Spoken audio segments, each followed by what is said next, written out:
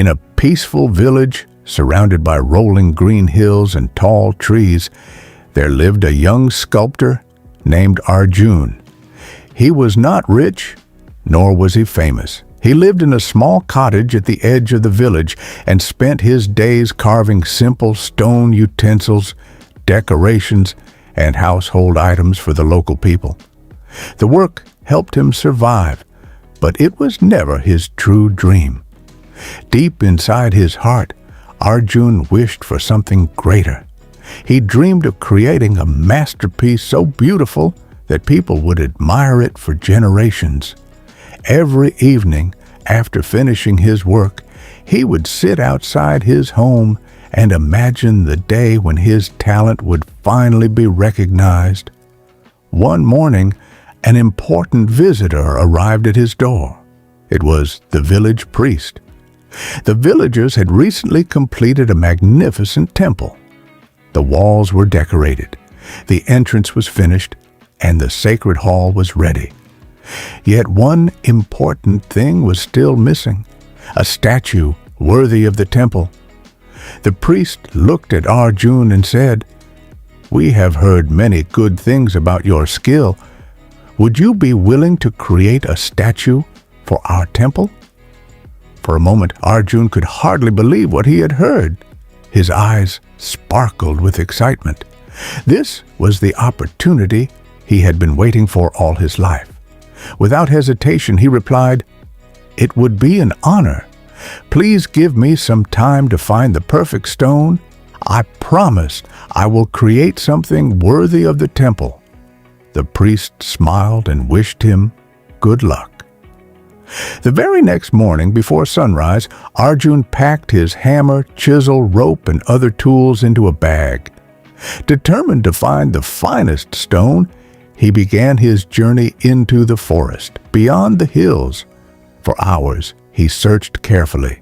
He examined many stones along the way. Some were too small for a statue. Some contained cracks hidden beneath the surface. Others looked strong from the outside, but were weak inside. Arjun knew that choosing the wrong stone could ruin months of hard work, so he refused to settle for anything less than the best.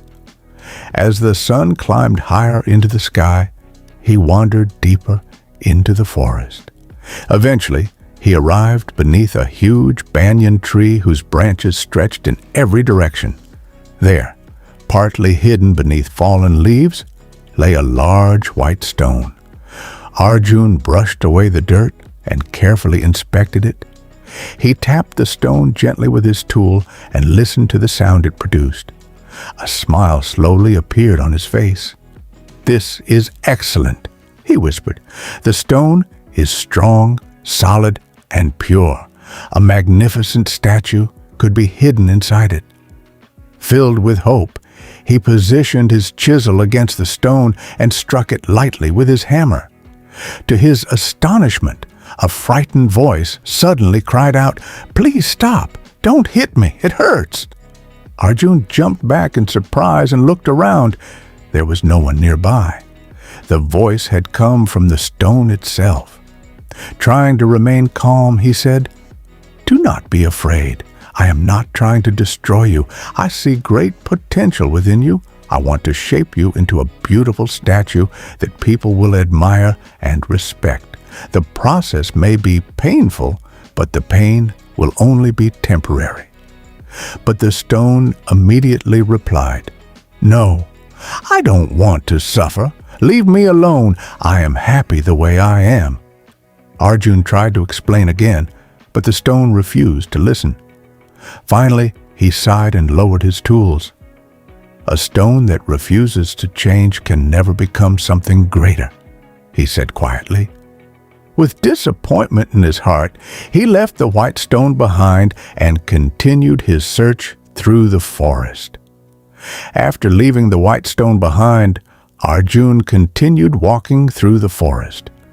The sun was beginning to set, and the golden light of the evening spread across the trees. Although he felt disappointed, he refused to give up. For several more hours, he searched carefully. Then, near the edge of a flowing river, he noticed another large stone. Unlike the first one, this stone was not bright white or attractive. It was gray, rough, and covered with patches of mud. Most people would have ignored it without a second glance. But Arjun saw something different. He walked closer and examined it carefully. The stone appeared strong and solid. A smile appeared on his face. "Perhaps this is the one I have been looking for," he said softly. He placed his chisel against the stone and struck it with his hammer. A small piece broke away. The stone felt the sharp pain immediately. For a moment, it wanted to cry out and ask him to stop. But then it remembered the sculptor's words. "Something beautiful may be hidden inside me." So it remained silent. Arjun struck it again, and then again. With every strike, small fragments fell to the ground. The stone began to wonder, "Why is this happening to me? Is he trying to destroy me?" But deep inside, it felt that the sculptor had a purpose. Instead of resisting, it chose to trust him. Day after day, Arjun returned to the riverbank. The sound of hammer and chisel echoed through the forest from morning until evening. Birds flew from tree to tree while the sculptor patiently continued his work. The process was long and difficult. Sometimes large pieces were removed from the stone. Sometimes its surface was scraped again and again. Every strike brought discomfort. Every cut changed its shape. Many times the stone felt exhausted. It wanted to beg the sculptor to stop, but each time it reminded itself, "If I quit now, all the pain I have already endured will be meaningless." So it stayed patient. Slowly, something extraordinary began to happen. The rough edges disappeared. A graceful shape started emerging from the stone. First, a face appeared, then the eyes, then the hands, then the detailed clothing and ornaments. With every passing day, the stone looked less like an ordinary rock and more like a masterpiece. Weeks later, the work was finally complete. When the first rays of sunlight touched the finished statue, it looked breathtaking. Its expression was calm and peaceful. Its face seemed almost alive. Even Arjun stood silently for a moment, admiring what had emerged from the stone. All the struggle, patience, and pain had created something truly remarkable. Filled with joy, Arjun returned to the village and informed the priest that the statue was ready. The news spread quickly.